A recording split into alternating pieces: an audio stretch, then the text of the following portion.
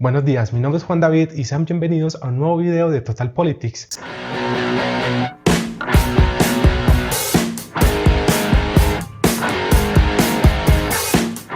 El día de hoy vamos a hablar acerca de las pandemias y las epidemias en la historia de la humanidad. Pero antes de empezar a abordar el tema, quiero que se pregunten cuáles han sido los animales más peligrosos para los humanos a lo largo de su historia. Tal vez los tiburones, los tigres, los leones, los hipopótamos, los cocodrilos. Lo cierto es que ninguno de esos animales es el más peligroso para los humanos, por más grandes e imponentes que nos parezcan. Un ejemplo de esto es que las serpientes matan aproximadamente a unas 100.000 personas al año. Los perros, a pesar de ser los mejores amigos de los humanos, entre 25.000 y 30.000 personas, los caracoles entre 10.000 y 20.000, los cocodrilos unas 1.000, los hipopótamos 500, los leones entre 100 y 500, los lobos 10 y los tiburones 6. Aún los humanos, quienes algunos dirían que son los peores enemigos de otros humanos, matan en promedio 450.000 personas al año.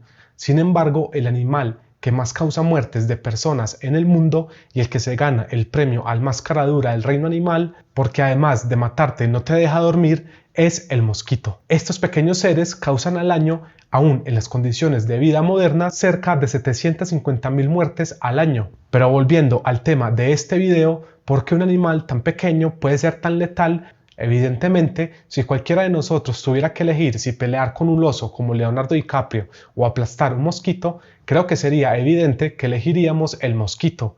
No obstante, con la manía de los mosquitos de chuparnos la sangre y no dejarnos dormir, estos pequeños bichitos son capaces de contagiarnos con virus mortales que se traspasan de persona a persona. En comparación, los mosquitos matan 50.000 veces más personas que los tiburones, al contagiar a los humanos de malaria, dengue, fiebre amarilla, encefalitis, Zika, fiebre del Nilo, entre otras enfermedades potencialmente mortales. Como vemos, lo peligroso de los mosquitos no son los mosquitos en sí mismos, sino los virus que transmiten. Esto complica aún más las cosas porque cómo puede un ser tan pequeño que es difícil incluso de imaginar que existe, el cual ni siquiera sabemos si es o no un ser vivo, convertirse en tal vez el enemigo más grande de la humanidad en toda su historia. Siguiendo la comparación que hicimos entre las muertes causadas por tiburones frente a las provocadas por los mosquitos, en comparación, el sarampión y la viruela han matado en conjunto a cerca de 500 millones de personas. Si bien no sabemos cuándo nacieron los virus, estos llevan coexistiendo con nosotros desde tiempos inmemoriales, siendo cada vez más peligrosos conforme los humanos aumentamos nuestro número y nos concentramos en territorios progresivamente más pequeños y densamente poblados. De alguna manera se puede decir que en nuestras grandes ciudades los humanos nos volvemos un buffet de todo lo que pueda comer para los virus y las bacterias. Por esta razón, la plaga se convirtió desde el origen de la civilización en uno de los miedos más grandes de la humanidad, debido a que normalmente esta está acompañada no solo de un escenario de muerte que acaba con ricos y con pobres por igual, sino que genera hambrunas, crisis económicas, levantamientos sociales, guerras y todo tipo de desintegración social.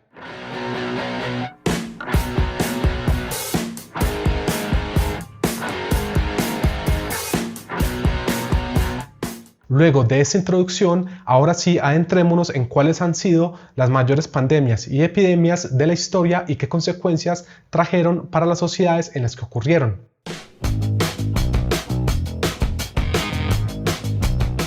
Comencemos con la plaga ateniense. Esta se considera la primera epidemia que asoló el mundo, al menos desde la experiencia occidental, la cual acabó con la vida de 30.000 personas en Atenas. Se dice que esta enfermedad tuvo su origen en Etiopía, desde donde se expandió a Egipto, Libia y Grecia por medio de las rutas de comercio. Los individuos afectados morían casi siempre a los 7 u 8 días de contagiarse. Además, aquellos que sobrevivían a la enfermedad podían sufrir de parálisis parcial, deformidades, amnesia o ceguera por el resto de su vida. La desesperación causada por la plaga en Atenas hizo que la ciudad cayera en un enorme caos, donde muchas personas comenzaron a no respetar las leyes, haciendo que la economía y las estructuras civiles se debilitaran. Todo esto en una dinámica que convirtió por un tiempo a una ciudad bastante reconocida por su vocación por la filosofía y el pensamiento en una ciudad centrada en el culto a la superstición y a los oráculos. Todo aquello desembocaría en el inicio del declive de Atenas, que quedó sometida a Esparta,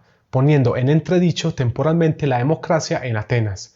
destruyendo su imperio e instalando un pensamiento pesimista acerca de la desaparición del género humano. Aunque no se sabe cuál fue la enfermedad que causó esta plaga, se dice que pudo haber sido viruela, el tifus, la peste bubónica o el ébola. Pero lo que sí está claro es que hubo 3 rebrotes que causaron cada uno muchísimas muertes.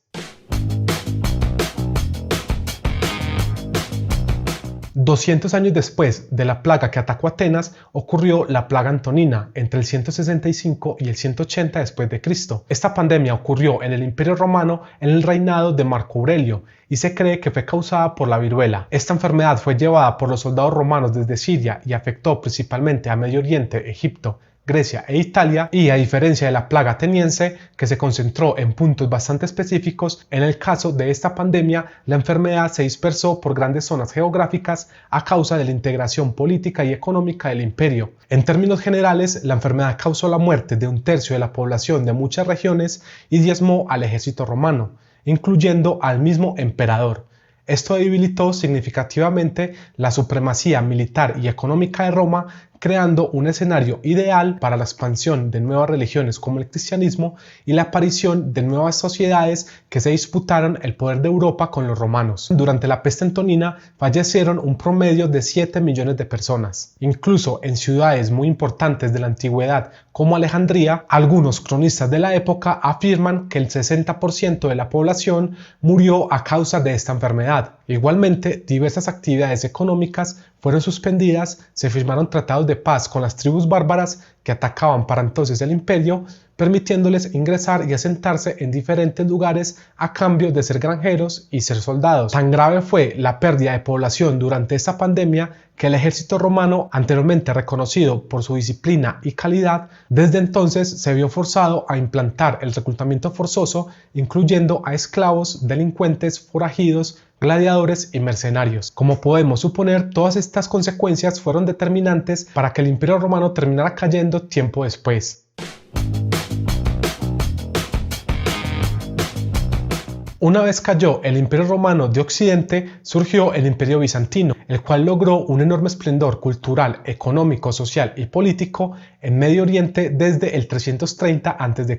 Sin embargo, durante el mandato del emperador Justiniano, una pandemia destrozó el imperio al causar cerca de 800.000 muertes solo en Constantinopla. Del mismo modo, al finalizar la epidemia, la capital había perdido el 40% de su población y en el resto del imperio habían muerto cerca de 4 millones de personas. Incluso hubo momentos en que el número de muertos superó al de los vivos en edad de trabajar. Esto destruyó la economía e hizo que escasearan los alimentos, lo que provocó también una hambruna generalizada que aumentó el número de muertos. Este hecho fue de vital importancia porque el Imperio Bizantino era el último recuerdo en pie de la era grecorromana y su colapso en buena medida dio paso al inicio de la Edad Media al destruir la forma de administración romana. Se dice que la enfermedad se originó en Etiopía y viajó en las rutas mercantes, marítimas y terrestres hacia Medio Oriente, además de ser dispersada por los ejércitos de la época. Además, el miedo y la histeria se generalizaron en un proceso que los cronistas describen como personas caminando por las calles cacareando como gallinas, ladrando como perros y niños corriendo entre las tumbas, insultándose y mordiéndose. Esta situación se complicó aún más porque se presentaron hasta 3 rebrotes con tasas de mortalidad de hasta el 50% de la población, teniendo como consecuencia que los grupos cristianos adquirieran mucho más poder al interpretar las epidemias como un castigo de Dios por sus pecados. Por su parte, dado que después de esta epidemia se generó un montón de tierras abandonadas debido al abrupto cambio demográfico que sufrió el imperio, esto permitió que muchos nómadas árabes se instalaran en áreas que habían quedado despobladas al sur del imperio bizantino, facilitando el avance del Islam. Aunque esta pandemia no fue causada por un virus, sino por una bacteria llamada Yersinia pestis, lo asombroso de esta bacteria es que aún hoy en día sigue causando brotes alrededor del mundo, siendo el más reciente el ocurrido en Madagascar en 2017 y aún teniendo casos recientes en Perú, China y Mongolia.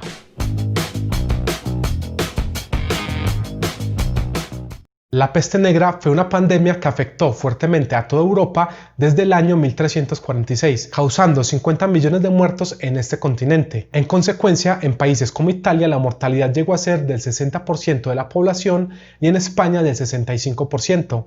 Esto quiere decir que Europa pasó de tener 80 millones de personas a solo 30 millones. Mientras que si sumamos los muertos en el resto del mundo, estos podrían sumar hasta 200 millones. La peste negra se volvió algo tan común en la vida de Europa desde el siglo VI hasta el siglo XVIII que cambió la forma de hacer el arte, la forma en que se relacionaban las personas, el poder que tenía la Iglesia sobre la vida de las personas. En un principio se cree que esta enfermedad provino de Crimea, donde la plaga había sido llevada por los mongoles desde China, quienes arrojaron cuerpos de sus soldados muertos infectados por la peste negra con sus catapultas a ciudades de Crimea en una especie de guerra biológica. Luego de esto, los comerciantes vieneses que huyeron de la ciudad llevaron la bacteria a Italia, lugar desde donde se dispersó por toda Europa. En el siglo XIX se descubrió que las principales causantes de la plaga eran las ratas, las cuales eran portadoras de la enfermedad en una Europa donde las pésimas condiciones sanitarias hacían que las ratas fueran casi la decoración de las ciudades europeas. Ahora bien, el proceso de transmisión de la enfermedad consistía en que cuando una persona era picada por las pulgas y otros parásitos de las ratas, el virus era traspasado del animal al humano. Esto despertó un gran interés por la investigación de la zoonosis, que quiere decir el estudio de las enfermedades que pasan de animales a personas, cuyos casos se han multiplicado en los últimos años. La peste negra fue tan letal que en su versión pulmonar podía causar la muerte de una persona en horas o un día como máximo. Eso paralizó el comercio, destruyó la producción textil, vació los campos, generó grandes hambrunas. Sin embargo, debido a la alta tasa de mortalidad de esta enfermedad, los sueldos aumentaron por la falta de mano de obra. La migración del campo a la ciudad creció e hizo que parte de los campesinos pobres pudieran acceder a tierras abandonadas, en un proceso que hizo florecer la economía rural. Se estrechó además la brecha entre la clase alta y la clase baja, permitiendo la aparición de una clase media, entre otros cambios que algunos académicos vinculan con la aparición del Renacimiento y el inicio de la modernización de Europa.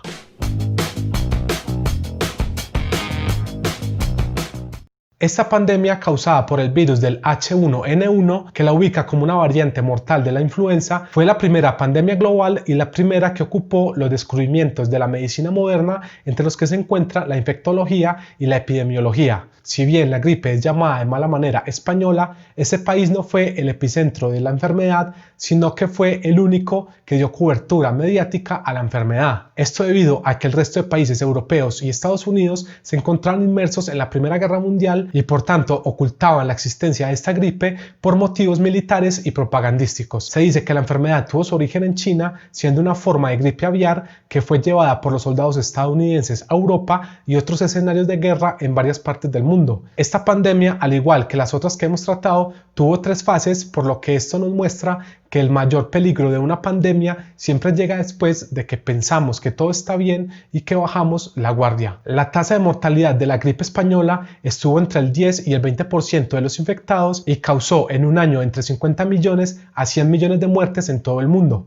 Esto quiere decir que en un año la gripe española mató a más personas que la peste negra en 100 años o que las 2 guerras mundiales en 10 años. Por otro lado, la Organización Mundial de la Salud cataloga esta pandemia como una de las peores de la historia de la humanidad, al causar la muerte de entre el 3 y el 6% de la humanidad. Desde entonces, los científicos consideran que cada 50 años se produce una pandemia de gripe diferente a las gripes cuasi inofensivas que sufrimos cada año. Aunque este tipo de enfermedades respiratorias son cada vez más frecuentes en el mundo, como es el caso de la gripe de Asia Oriental, que causó entre 1 y 2 millones de muertes, la gripe de Hong Kong, que sucedió en 1968, que tuvo entre 1 y 4 millones de víctimas, y los brotes de SARS coronavirus y gripes aviares y porcinas que hemos vivido en los últimos años.